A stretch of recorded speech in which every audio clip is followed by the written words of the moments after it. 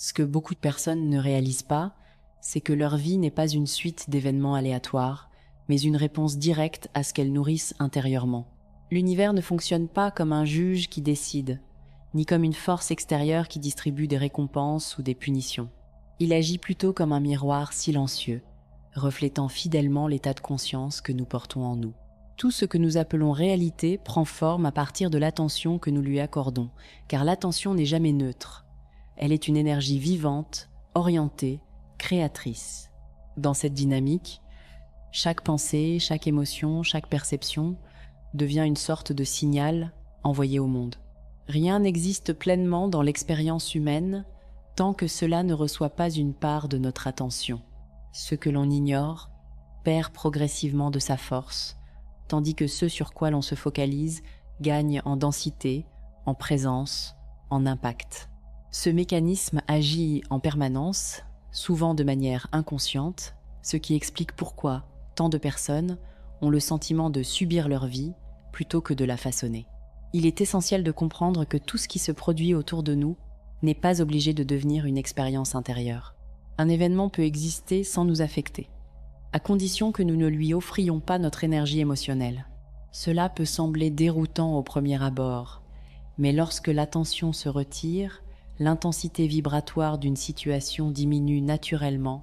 Ce n'est pas un acte de fuite, mais un choix conscient de ce que l'on autorise à entrer dans son espace intérieur.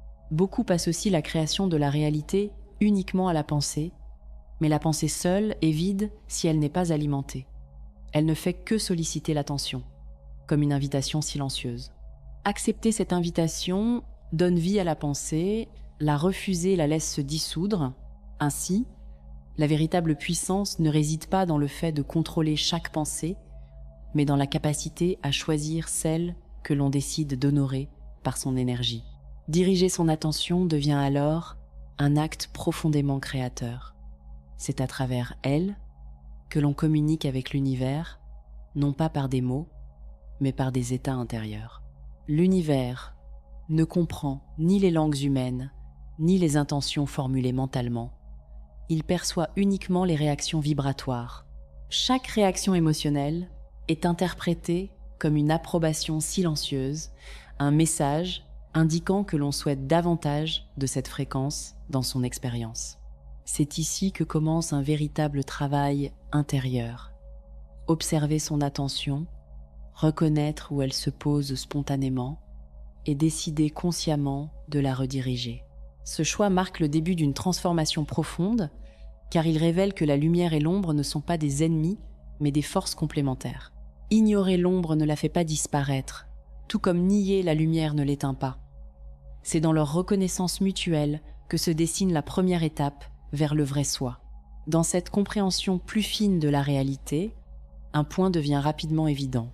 L'univers ne répond pas à ce que nous projetons dans un futur lointain, mais à ce que nous incarnons ici et maintenant.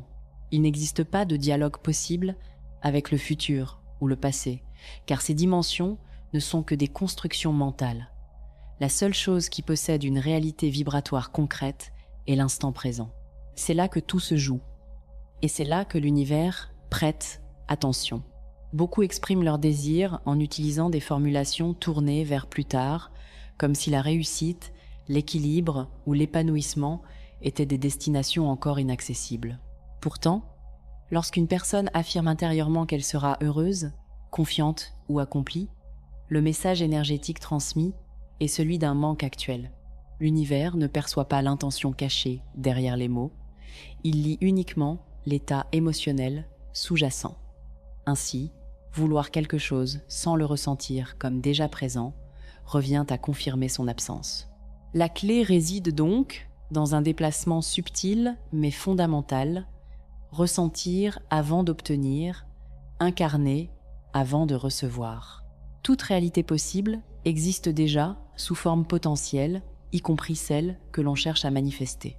Lorsque l'on se place intérieurement dans l'état de celui qui a déjà intégré ce qu'il désire, une résonance naturelle s'installe. Ce n'est pas un effort mental, mais un alignement émotionnel. À partir de cet alignement, les circonstances extérieures commencent à se réorganiser. Ce processus ne demande pas de se convaincre artificiellement, ni de nier les difficultés présentes. Il s'agit plutôt de reconnaître que la lumière et l'ombre coexistent en permanence. Ressentir la plénitude n'exclut pas l'existence de zones d'inconfort. Au contraire, c'est en acceptant pleinement ces deux pôles que l'état intérieur devient stable. La présence authentique se construit lorsque l'on cesse de repousser une partie de soi pour en idéaliser une autre. Penser et ressentir au présent, c'est accepter de devenir un espace où toutes les dimensions de l'être peuvent exister sans conflit. La lumière représente la clarté, l'élan, la conscience, tandis que l'ombre porte les mémoires, les peurs et les résistances. Tant que l'une est rejetée, l'autre reste incomplète. L'union de ces forces crée une cohérence intérieure que l'univers reconnaît immédiatement. Lorsque cette cohérence s'installe, la communication avec l'univers cesse d'être un acte volontaire pour devenir un état naturel. Il n'est plus nécessaire de demander, de formuler ou d'attendre. L'état intérieur parle de lui-même. L'univers répond toujours à ce qui est vécu comme réel, jamais à ce qui est seulement espéré. Cette prise de conscience marque un tournant, car elle révèle que la transformation ne commence pas par l'extérieur, mais par une intégration silencieuse de ce que l'on est déjà. À mesure que cette intégration intérieure se développe, une autre compréhension émerge naturellement. La vie ne fonctionne pas comme une trajectoire linéaire, mais comme un système complexe d'interactions. Plus la conscience s'élargit, plus il devient évident que chaque situation contient plusieurs niveaux de lecture. Ce qui semblait auparavant chaotique ou injuste commence à révéler une logique plus subtile, non pas morale, mais énergétique. Élargir sa conscience revient alors à apprendre à lire entre les lignes de l'existence. Ce processus ressemble à l'apprentissage d'un jeu dont les règles ne sont jamais clairement énoncées. Au début, l'on agit par réflexe, par imitation, par conditionnement.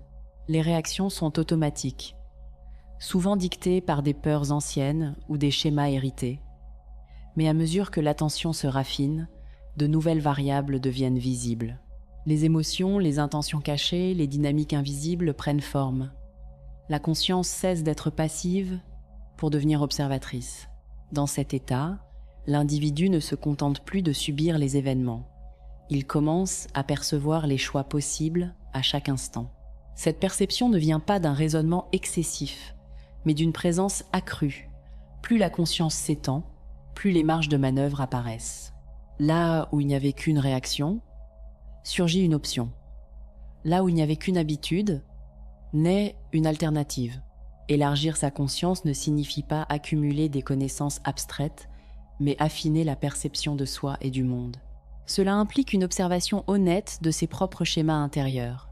Sans jugement ni complaisance, reconnaître ces zones d'ombre devient alors un acte de lucidité, non de faiblesse. Chaque résistance observée, chaque peur reconnue, ajoute une pièce au puzzle de la compréhension intérieure. C'est dans cette reconnaissance que l'ombre cesse d'être un obstacle et devient une source d'information. Elle révèle ce qui n'a pas encore été intégré, ce qui demande attention plutôt que rejet. La lumière, quant à elle, donne la direction, l'élan et la clarté. Sans l'ombre, la lumière perd sa profondeur. Sans la lumière, l'ombre devient envahissante. Leur union crée une intelligence intérieure capable de naviguer dans la complexité de la vie. Lorsque cette intelligence se développe, les décisions deviennent plus fluides. Elles ne sont plus prises dans la peur de se tromper, mais dans la compréhension des conséquences vibratoires. Chaque choix est perçu comme une orientation énergétique plutôt que comme un verdict définitif. Cette vision transforme la relation au monde, car elle redonne à l'individu un rôle actif dans la co-création de son expérience. Ce stade marque une transition importante. L'on ne cherche plus à contrôler la réalité, mais à s'y accorder. La conscience élargie agit comme un pont entre l'intérieur et l'extérieur, permettant une lecture plus fine des situations.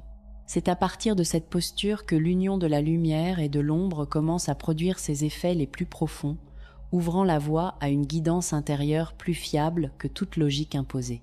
À ce niveau de compréhension, une autre dimension devient incontournable, celle de la guidance intérieure. Lorsque l'attention cesse d'être dispersée et que la conscience s'élargit, un système de repères commence à se manifester de manière naturelle. Ce système ne s'exprime pas par des mots ni par des raisonnements élaborés, mais par des sensations fines, souvent ignorées auparavant. Il s'agit d'un langage plus ancien, plus direct, que l'on pourrait qualifier de langage de résonance. L'univers ne communique pas à travers des concepts abstraits ou des promesses verbales. Il dialogue par des états intérieurs. Lorsque quelque chose s'aligne avec le vrai soi, une sensation d'expansion apparaît, le corps se détend, l'esprit s'apaise, une forme de clarté silencieuse s'installe. À l'inverse, lorsque l'on s'éloigne de cette cohérence intérieure, une contraction se fait sentir. L'inconfort n'est pas une punition, mais un signal. Il indique une dissonance entre ce qui est vécu et ce qui est profondément juste. Beaucoup apprennent à ignorer ces signaux, préférant se fier à des injonctions extérieures ou à des désirs dictés par le conditionnement. L'esprit peut alors tenter de justifier des choix qui ne résonnent pas réellement, promettant satisfaction ou reconnaissance. Pourtant, ce type de satisfaction est souvent éphémère, car elle ne repose pas sur l'alignement intérieur. Distinguer ce qui relève de l'ego de ce qui relève de la résonance devient alors essentiel. La guidance intérieure ne demande pas d'effort. Elle ne force rien. Elle se manifeste dans la simplicité d'un ressenti immédiat. Suivre ce qui procure une sensation d'accord profond permet d'avancer sans lutte excessive. Inversement, persister dans ce qui génère une lourdeur intérieure entretient un conflit silencieux entre la lumière et l'ombre. Reconnaître ce conflit est déjà une forme d'intégration, car cela évite de projeter la responsabilité à l'extérieur. Lorsque cette écoute intérieure devient plus stable, la prise de décision change radicalement. Il n'est plus nécessaire d'analyser chaque option de manière exhaustive.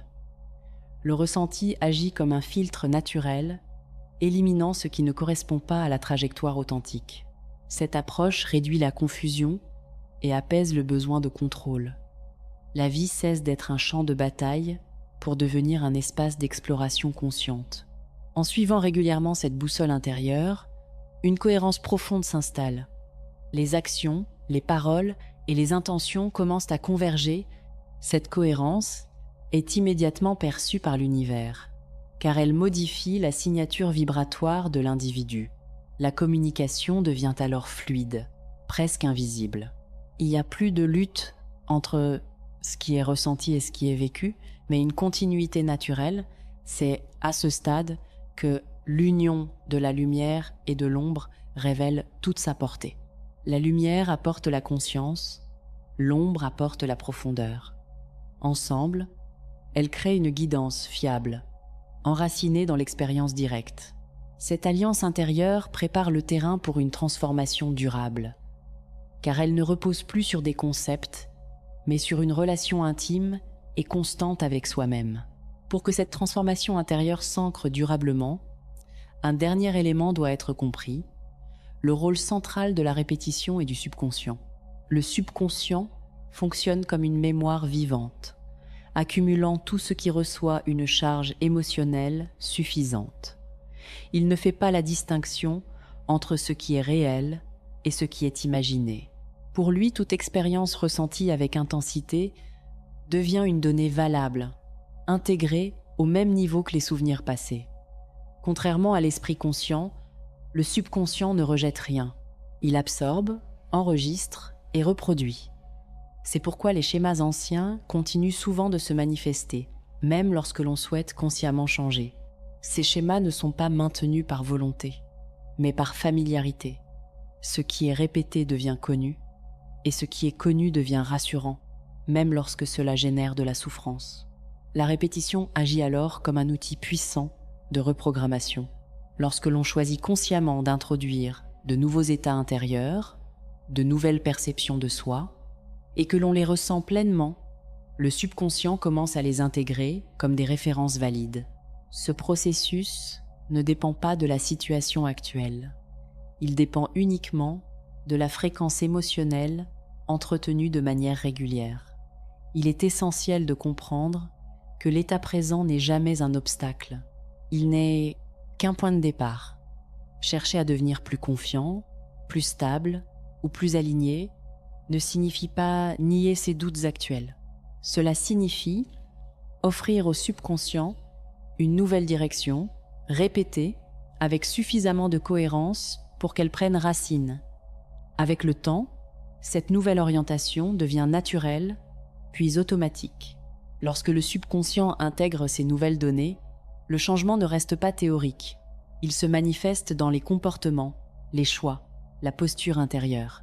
Les paroles deviennent plus justes, les actions plus alignées, sans effort conscient. La lumière s'exprime alors à travers des actes concrets, tandis que l'ombre, reconnue et intégrée, cesse de saboter silencieusement le processus. C'est dans cette convergence que se révèle une vérité fondamentale. Parler à l'univers revient à dialoguer avec sa propre conscience profonde. Il n'existe pas de séparation réelle. L'univers reflète fidèlement l'état intérieur, sans jugement, sans intention cachée. Prendre la responsabilité de cet état devient alors un acte de maturité intérieure. Lorsque l'individu cesse de lutter contre lui-même et choisit d'unifier ses parts lumineuses et obscures, une stabilité nouvelle s'installe. Cette stabilité ne dépend plus des circonstances extérieures. Elle naît d'une cohérence intérieure durable. À cet instant, la réalité cesse d'être subie. Elle devient un espace d'expression. L'existence se transforme en une œuvre en constante évolution, façonnée par une conscience qui s'est enfin reconnue comme l'origine de son propre mouvement. Lorsque cette compréhension s'intègre pleinement, une évidence s'impose sans effort. Il n'y a jamais eu de combat à mener contre soi-même. La quête n'était pas de devenir autre, mais de rassembler ce qui avait été séparé. La lumière n'a jamais eu vocation à écraser l'ombre, pas plus que l'ombre n'a été conçue pour étouffer la lumière. Chacune existe pour donner sens à l'autre. C'est leur union qui révèle la profondeur réelle de l'être. Pendant longtemps, beaucoup ont cru devoir corriger, supprimer ou transcender certaines parties d'eux-mêmes pour atteindre un état plus élevé. Pourtant, chaque tentative de rejet crée une fracture intérieure. Ce qui est refusé cherche toujours à se manifester d'une autre manière. L'ombre ignorée devient sabotage, fatigue, confusion ou répétition. La lumière idéalisée devient pression, rigidité ou fuite. L'union rétablit l'équilibre. À travers cette union, une identité plus stable se forme.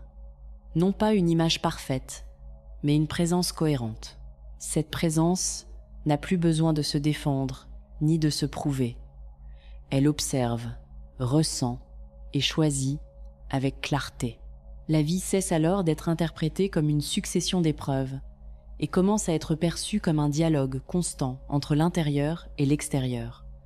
L'univers ne change pas de comportement à cet instant. Il continue de refléter. Ce qui change, c'est la qualité de ce qui est reflété.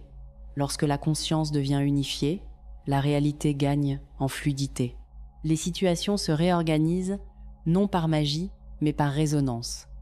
Les choix deviennent plus simples, non parce qu'ils sont faciles, mais parce qu'ils sont justes.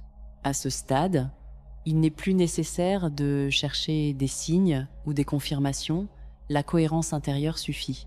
La lumière éclaire la direction, l'ombre indique les zones encore sensibles, et ensemble, elles forment une intelligence vivante, capable de naviguer dans la complexité sans se perdre. Cette intelligence n'est pas apprise, elle est reconnue. Ainsi, l'union de la lumière et de l'ombre ne crée pas une version idéalisée de soi, mais le vrai soi, celui qui accepte sa profondeur, sa complexité et sa capacité de transformation. Celui qui comprend que la réalité n'est pas imposée, mais reflétée. Dans cette reconnaissance silencieuse, l'existence devient un espace de création consciente, où chaque instant participe à une œuvre plus vaste, façonnée de l'intérieur vers l'extérieur. Lorsque l'individu cesse de lutter contre lui-même et choisit d'unifier ses parts lumineuses et obscures, une stabilité nouvelle s'installe. Cette stabilité ne dépend plus des circonstances extérieures. Elle naît d'une cohérence intérieure durable. À cet instant, la réalité cesse d'être subie. Elle devient un espace d'expression. L'existence se transforme en une œuvre en constante évolution, façonnée par une conscience qui s'est enfin reconnue comme l'origine de son propre mouvement.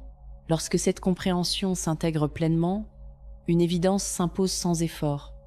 Il n'y a jamais eu de combat à mener contre soi-même. La quête n'était pas de devenir autre, mais de rassembler ce qui avait été séparé. La lumière n'a jamais eu vocation à écraser l'ombre, pas plus que l'ombre n'a été conçue pour étouffer la lumière. Chacune existe pour donner sens à l'autre. C'est leur union qui révèle la profondeur réelle de l'être. Pendant longtemps, beaucoup ont cru devoir corriger, supprimer ou transcender certaines parties d'eux-mêmes pour atteindre un état plus élevé. Pourtant, chaque tentative de rejet crée une fracture intérieure. Ce qui est refusé cherche toujours à se manifester d'une autre manière. L'ombre ignorée devient sabotage, fatigue, confusion ou répétition. La lumière idéalisée devient pression, rigidité ou fuite. L'union rétablit l'équilibre. À travers cette union, une identité plus stable se forme. Non pas une image parfaite, mais une présence cohérente. Cette présence n'a plus besoin de se défendre ni de se prouver. Elle observe, ressent et choisit avec clarté. La vie cesse alors d'être interprétée comme une succession d'épreuves et commence à être perçue comme un dialogue constant entre l'intérieur et l'extérieur. L'univers ne change pas de comportement à cet instant. Il continue de refléter. Ce qui change, c'est la qualité de ce qui est reflété. Lorsque la conscience devient unifiée, la réalité gagne en fluidité. Les situations se réorganisent non par magie, mais par résonance. Les choix deviennent plus simples, non parce qu'ils sont faciles, mais parce qu'ils sont justes. À ce stade, il n'est plus nécessaire de chercher des signes ou des confirmations, la cohérence intérieure suffit. La lumière éclaire la direction, l'ombre indique les zones encore sensibles, et ensemble, elles forment une intelligence vivante, capable de naviguer dans la complexité sans se perdre. Cette intelligence n'est pas apprise, elle est reconnue. Ainsi, l'union de la lumière et de l'ombre ne crée pas une version idéalisée de soi, mais le vrai soi, celui qui accepte sa profondeur, sa complexité et sa capacité de transformation. Celui qui comprend que la réalité n'est pas imposée, mais reflétée. Dans cette reconnaissance silencieuse, l'existence devient un espace de création consciente, où chaque instant participe à une œuvre plus vaste, façonnée de l'intérieur vers l'extérieur.